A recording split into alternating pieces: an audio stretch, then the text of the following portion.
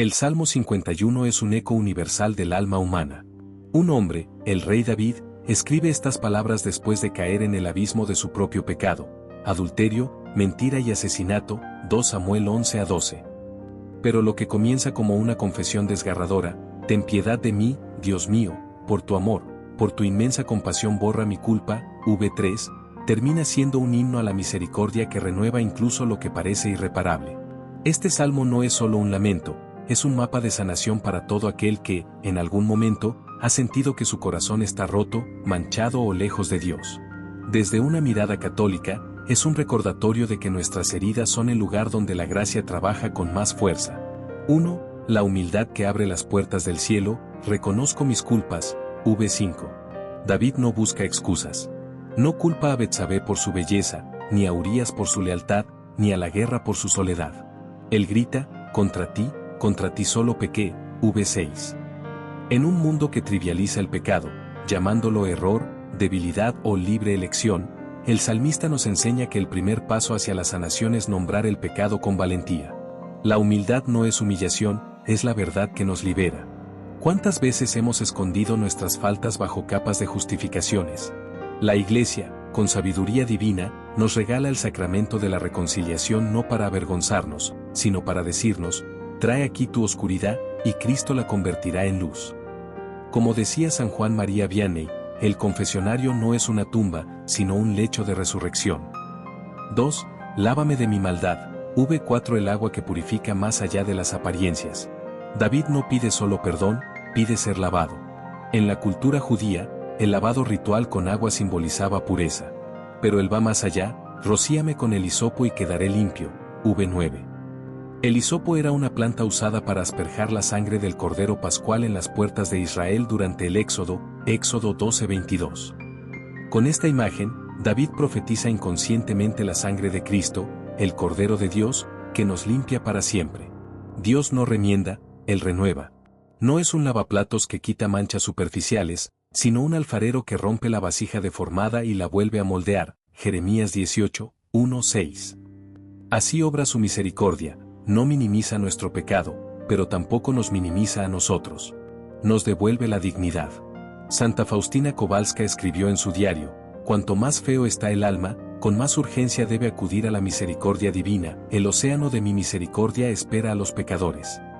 3. Crea en mí un corazón puro, v12. La cirugía divina. La palabra hebrea que David usa aquí para crear es bara, la misma que emplea el Génesis para describir la creación del universo de la nada, Génesis 1:1. David no pide reformas, sino un milagro, Dios, haz en mí algo nuevo. ¿No es esto lo que anhelamos todos cuando el peso de los errores repetidos nos aplasta? Dios no recicla, Él resucita. En el bautismo, ya nos hizo nueva criatura, 2 Corintios 5:17, pero el Salmo 51 revela que esa gracia no es un evento único, sino un proceso de conversión diaria. San Agustín, tras años de esclavitud a sus pasiones, gritó, tarde te amé, hermosura tan antigua y tan nueva. Así, cada confesión es un renacer, cada Eucaristía un encuentro que nos rehace. 4. No me arrojes lejos de tu rostro, v13. El miedo que se convierte en confianza. El peor castigo para un judío no era la enfermedad o la pobreza, sino la ausencia de Dios. David, que alguna vez danzó ante el arca de la alianza, 2 Samuel 6:14, teme ahora perder esa intimidad. Pero su súplica es respondida con una promesa eterna, Dios no se aleja del que llora. Al contrario, como el padre del hijo pródigo, Lucas 15:20, corre hacia nosotros cuando damos el primer paso. Santa Teresa de Lisieux, en su pequeño camino, enseñó que incluso en las caídas, podemos confiar como niños que se aferran a la mano de su padre. No soy más que un niño pequeño que se abraza a su padre y pide que me levante, escribió. Así, el Salmo 51 no termina en lamento, sino en alabanza, Señor, abre mis labios y cantará mi boca tu alabanza, v17. 5. Los sacrificios a Dios son un espíritu quebrantado, v19. La fragilidad que atrae al cielo. Dios rechaza los sacrificios rituales de David, animales, incienso, ceremonias vacías, y pide algo más profundo, un corazón quebrantado. En la lógica divina, la debilidad es el lugar donde la gracia se manifiesta con poder, 2 Corintios 12:9. Imaginemos a una madre cuyo hijo murió por una sobredosis. Ella, rota de dolor, entra a una iglesia y grita, Dios mío, ¿dónde estabas? En ese quebranto, sin saberlo, está ofreciendo el sacrificio más auténtico. Porque, como dice el Salmo, Dios no desprecia al corazón humillado, v19. San Pablo lo confirmó, donde abundó el pecado, sobreabundó la gracia, Romanos 5:20. 6. Reedificarás las murallas de Jerusalén, v20. La misión que nace del perdón. El Salmo termina con una promesa colectiva, la restauración de Jerusalén. David, tras ser perdonado, no se encierra en su culpa, es enviado a reconstruir. Dios no limpia nuestro corazón para guardarlo en una vitrina, sino para que sea instrumento de sanación para otros. El Papa Francisco lo explica así, Dios nunca se cansa de perdonar, somos nosotros quienes nos cansamos de pedir su misericordia, Misericordia Ebultus, 3.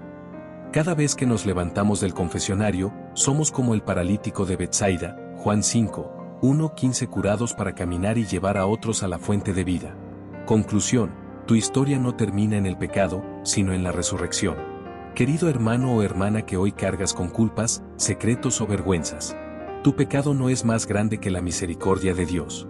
Tu pasado no define tu futuro. David, el adúltero, se convirtió en ancestro de Cristo. Tu llanto no es el final. El Salmo 51 termina con una Jerusalén restaurada, y tu vida terminará en la Jerusalén celestial.